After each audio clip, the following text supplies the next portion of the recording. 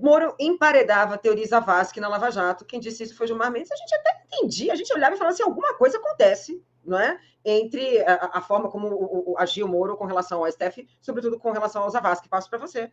Tá. Esse caso eu apurei bastante, já escrevi sobre isso, já fiz vídeos sobre isso. Perfeito. O Teori Zavascki, quando houve em março, logo depois daquelas prisões de deflagrada a Operação Lava Jato, que foi ilegal desde o seu início, tá?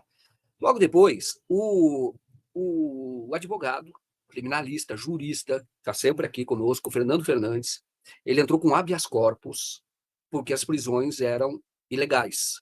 Porque ele provava nesse habeas corpus, aliás, é muito bom. Esse habeas corpus é denso, tem 70 páginas, mais de 70 páginas, e historia e mostra que o Moro usurpou a competência do Supremo Tribunal Federal para fazer aquelas prisões em série, as primeiras.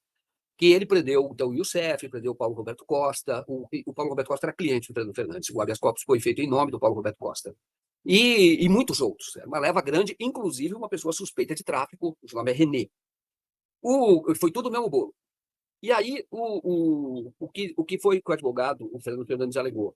Que essa investigação, que aquela operação, ela era consequência de uma investigação que começou em 2006 e que envolvia o José Janene, que era, na época, deputado federal e tinha foro privilegiado. Portanto, o Moro não podia ter continuado com aquela investigação, que ele não encerrou. Veja bem, 2006, 8 anos depois, no ano da eleição presidencial em que o Aécio ia disputar e disputou com a Dilma Rousseff, ele então deflagra logo na operação.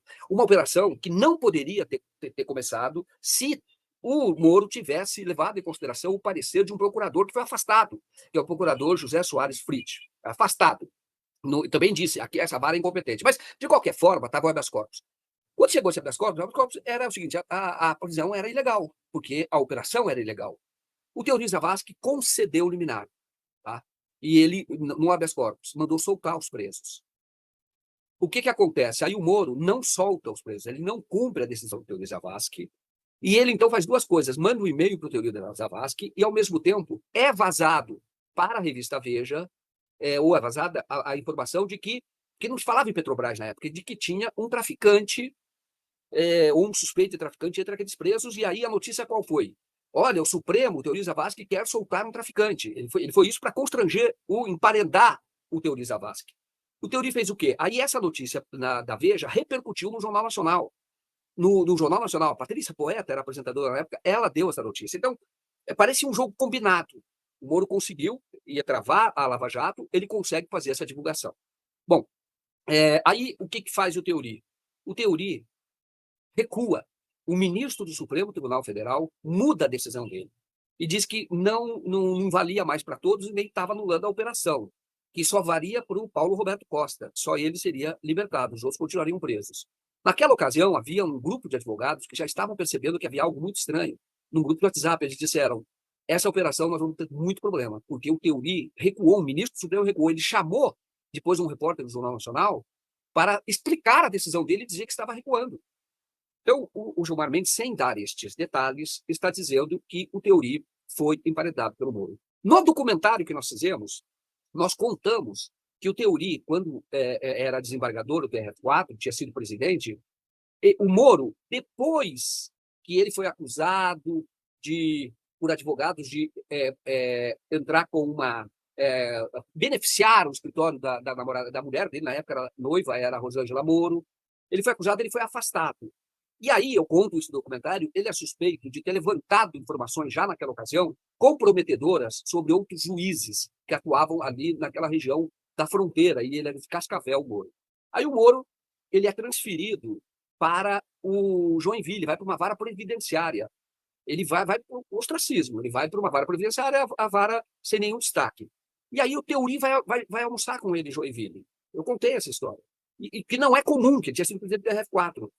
E aí o que acontece? Um ano depois, o Moro é nomeado para a vara mais importante que estava sendo criada, que era a vara de crimes financeiros em Curitiba. E aí ele fica com todo o pulso, vamos chamar assim, da economia brasileira, porque ele recebe todos os casos que estavam sendo apurados pelo procurador Celso III, que era o caso do Banestado, que era da CC5. E aí ele adquire um poder absurdo.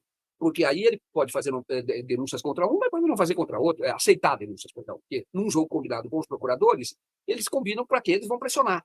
E eles ficaram com muito poder naquela ocasião. Porque no Banestado, isso é importante vocês saberem, e não corre risco nenhum de ser processado, e uma das contas que aparece ali é do Luiz Roberto Barroso, que depois vai ser um protetor da Lava Jato. Aí a pergunta, será que o Barroso também protegeu essa turma porque tinha o rabo preso?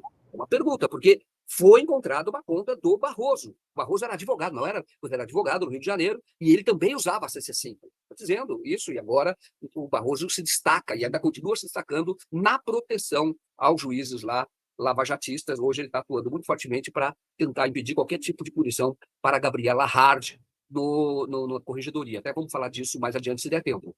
Mas, enfim, constrangia. Eu estou dizendo que o método do Moro é levantar informações sobre as pessoas, não usar essas informações. Festa da cueca. O vídeo da festa da cueca. Cadê o vídeo? O vídeo existe. O vídeo existe. Está num processo, já escrevi sobre isso, mostrei, fala do vídeo. O Ministério Público sabia, isso foi para dentro de um processo do Moro, o vídeo teria sido apreendido, mas nunca apareceu. Teria sido apreendido na casa do Roberto Bertoldo, do advogado. Até ele vai voltar a dar entrevista para nós e vai falar mais algumas coisas, nós estamos aguardando. Ele nega que o vídeo estivesse lá, mas confirma a existência do vídeo da festa da cueca. É claro que ele nega por uma questão de própria defesa, porque ele teria obtido este vídeo à força, junto ao ex-sócio dele, que gravou o vídeo da festa da cueca. E aí, estou falando tudo isso para dizer que este é o método do Moro. Então, o que o Gilmar está falando, sem detalhar, é que ele poderia também ter informação do Teori Zavascki, por isso ele paredou o Teori Zavascki. De qualquer forma, o Teori recuou mesmo, mas aí nessa trama que envolve a divulgação de uma notícia que emparedava, de fato, o Teori, que era a questão de colocar na opinião pública, mas precisa saber se foi só isso, mas que ele colocava ali diante da opinião pública, através da Veja, através da Globo, e na época, Globo e Veja não existia mídia independente. Eles tinham mais força que tem agora. Até tinha mídia independente, mas não tinha a força que tem hoje. Então eles deitavam e rolavam. Quando o Moro pediu desculpas por grampear a presidente, pediu desculpas, olha só. E aí o Teori simplesmente aceitou. Deu uma durinha nele, ele aceitou. Não podia aceitar. Ali já deveria ter sido sancionado o Sérgio Moro, em 2016. Então, o Teori, na verdade, ele ajudou o Moro. Quando ele não cancelou a operação do ele recuou. É verdade. E aí o que diz que outra coisa, também foi o Teori que, em 2016, concedeu, ou foi o relator do habeas corpus, que admitia a prisão em segunda instância. Depois de decisão de segunda instância. Foi por causa deste habeas corpus que o Lula foi preso.